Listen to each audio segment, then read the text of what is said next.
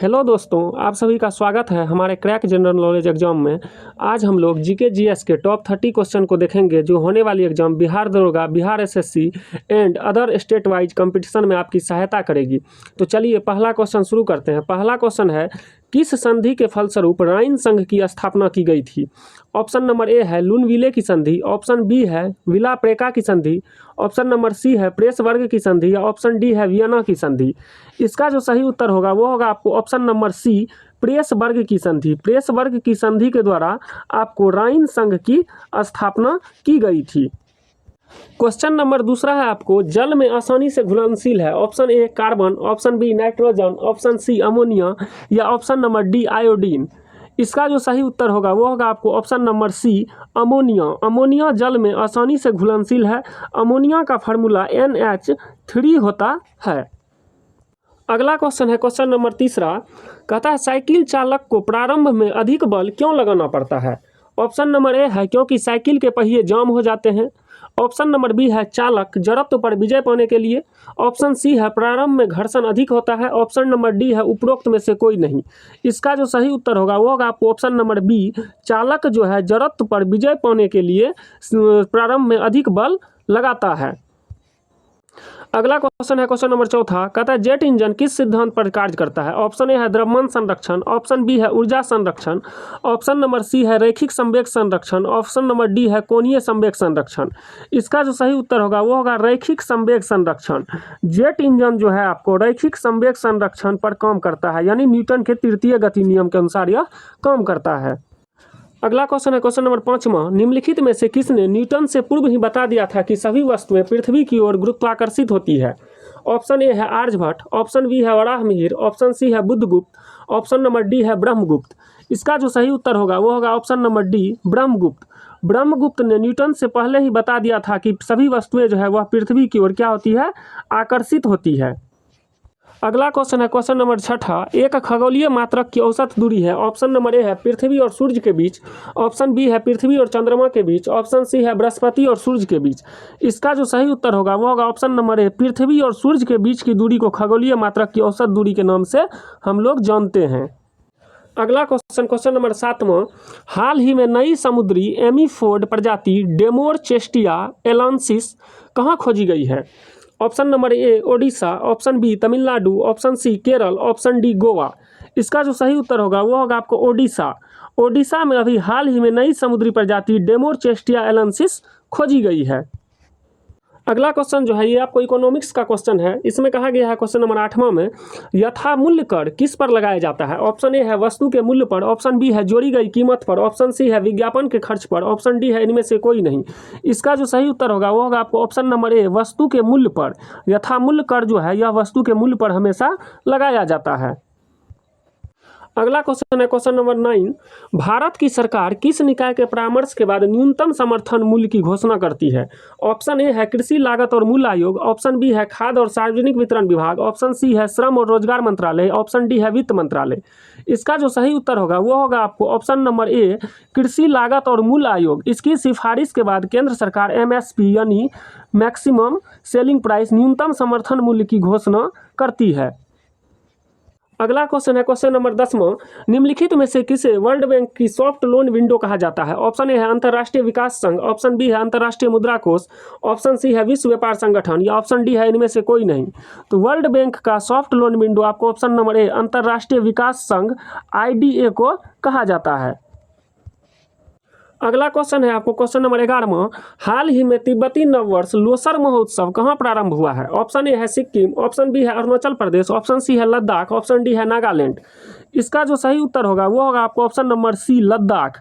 लद्दाख में अभी हाल ही में नववर्ष लोसर का जो है शुभारंभ हुआ है। लोसर जो है लद्दाख में मनाया जाता है।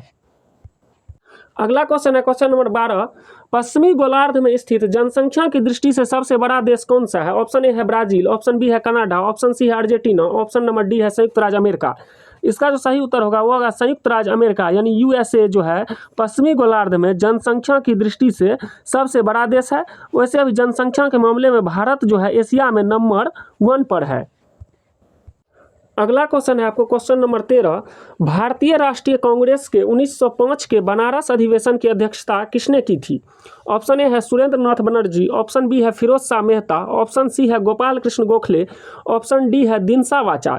इसका जो सही उत्तर होगा वो होगा आपको option number C, Gopal Krishna Gokhale. Gopal Krishna Gokhale ने भारतीय राष्ट्रीय कांग्रेस के 1905 के बनारस अधिवेशन की अध्यक्षता की थी। क्वेश्चन नंबर 14 देखिए, किसने कहा था कांग्रेस पतन के लिए लड़खड़ा रही है और मेरी सबसे बड़ी अभिलाषा है जब तक मैं भारत में हूँ कांग्रेस की शांतिपूर्ण समाप्ति में सहयोग करना है? ऑप्शन नंबर ए है लॉर्ड हैमिल्टन, ऑप्शन बी है लॉर्ड कर्जन, ऑप्शन सी है लॉर्ड डफरिन, ऑप्शन डी है लॉर्ड मिंटो। इसका जो सही उत्तर होगा वो होगा लॉर्ड कर्जन। लॉर्ड कर्जन ने कहा था कि कांग्रेस की शांतिपूर्ण समाप्ति में सहयोग करना है, जबकि कांग्रेस की अगर स्थापना आपको कहेगा तो वो लॉर्ड डफरिन के शासनकाल में कांग्रेस की स्थापना की गई थी। अगला क्वेश्चन है question number 15। British house of Commons का चुनाव जिस प्रथम भारतीय ने लड़ा था वे थे? ऑप्शन ए है दादा भाई नौरोजी, ऑप्शन बी है गोपाल कृष्ण गोखले, ऑप्शन सी है फिरोज शाह मेहता, ऑप्शन डी है WC बनर्जी। इसका जो सही उत्तर होगा यह होगा दादा भाई नौरोजी ने ब्रिटिश हाउस ऑफ कॉमन्स का चुनाव लड़ा था। क्वेश्चन नंबर 16 है भारतीय राष्ट्रीय कांग्रेस के प्रथम मुस्लिम प्रेसिडेंट थे? ऑप्शन ए है अबुल कलाम आज़ाद, ऑप्शन बी है रफ़ी अहमद किदवई, ऑप्शन सी है MA Ansari, option number D है बदरुद्दीन तैयबाजी। इसका जो सही उत्तर होगा वो होगा ऑप्शन नंबर डी, बदरुद्दीन तैयबाजी भारतीय राष्ट्रीय कांग्रेस के प्रथम मुस्लिम प्रेसिडेंट यानी अध्यक्ष थे। अगला क्वेश्चन जो है ये आपको ज्योग्राफी से है। भारत में प्रथम सूती मिल की स्थापना कहाँ की गई थी? ऑप्शन ए है घुसरी कलकत्ता, ऑप्शन बी है घुसरी मुंबई, ऑप्शन सी है घुसरी तमिलनाडु या ऑप्शन नंबर डी है घुसरी गोवा। इसका जो सही उत्तर होगा वो होगा option number A, Ghusuri Calcutta. Ghusuri Calcutta में प्रथम सूती मिल की स्थापना की गई थी। क्वेश्चन नंबर 18 कहता है भारतीय क्षेत्र का कौन सा भाग सफ़ेद पानी के नाम से जाना जाता है? ऑप्शन ए है अंडमान निकोबार, ऑप्शन बी है लक्षद्वीप, ऑप्शन सी है सियाचिन, ऑप्शन डी है न्यूमर द्वीप।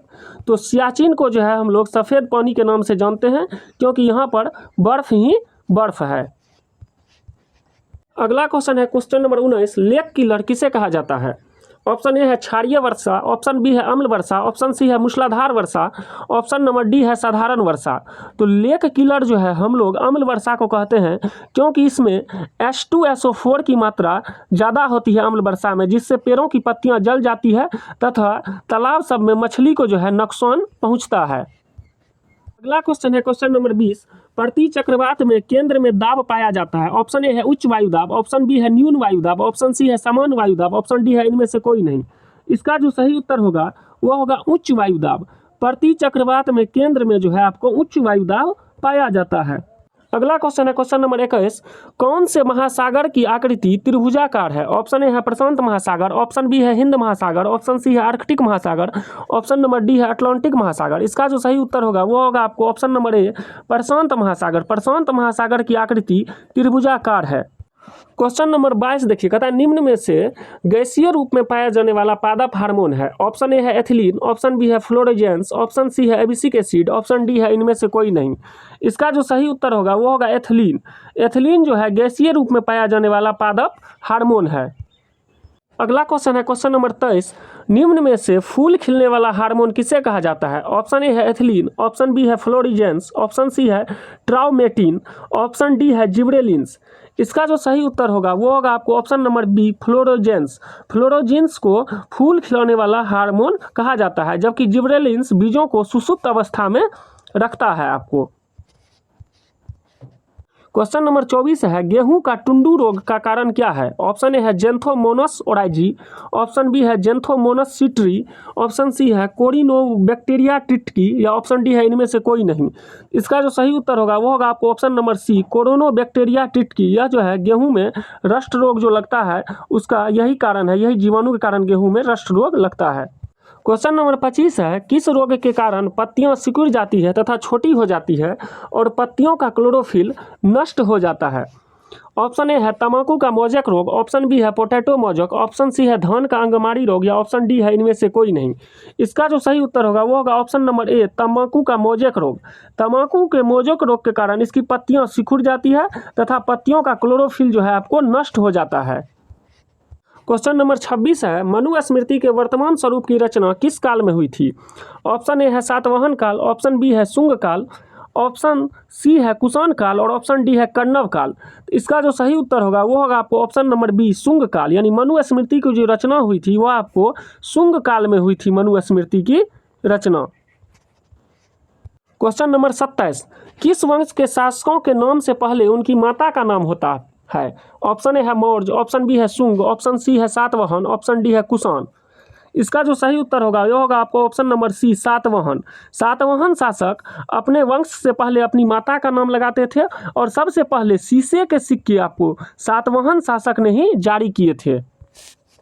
आइए क्वेश्चन नंबर 28 देखते हैं। कहता है मौर्य दरबार में ग्रीस के राजदूत का क्या नाम था? ऑप्शन ए है सिकंदर, ऑप्शन बी है मेगास्थनीज, ऑप्शन बी सी है प्लूटो, ऑप्शन डी है अरस्तु। इसका जो सही उत्तर होगा ये होगा आपको option number B Megasthenes. Maurya दरबार में ग्रीस के राजदूत थे आपको मेगास्थनीज। अगला क्वेश्चन देखिए, क्वेश्चन नंबर 29 कहता है सर्व राजोच्छेता यानी सभी राजाओं को उखाड़ फेंकने वाला की उपाधि किसने धारण की थी? ऑप्शन ए है चंद्रगुप्त प्रथम, ऑप्शन बी है चंद्रगुप्त द्वितीय, ऑप्शन सी है समुद्रगुप्त प्रथम, ऑप्शन डी है स्कंदगुप्त। इसका जो सही उत्तर होगा वो होगा आपको ऑप्शन नंबर सी समुद्रगुप्त प्रथम। समुद्रगुप्त प्रथम को जो है भारत का नेपोलियन कहा जाता है, इन्होंने सभी राजाओं को जो है हरा दिया था। अगला क्वेश्चन है क्वेश्चन नंबर 30, किस खनिज के उत्पादन में भारत का विश्व में एकाधिकार है? ऑप्शन ए है अभ्रक, ऑप्शन बी है मैग्नीज, ऑप्शन सी है बॉक्साइट, ऑप्शन डी है कोयला। इसका जो सही उत्तर होगा वो होगा आपको अभ्रक।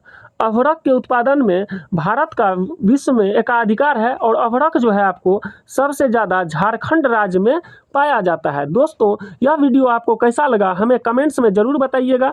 अगर वीडियो पसंद आए तो हमारे चैनल को लाइक एंड सब्सक्राइब जरूर कीजिएगा, जिससे हमें मोटिवेशन मिले। और लास्ट में जय हिंद।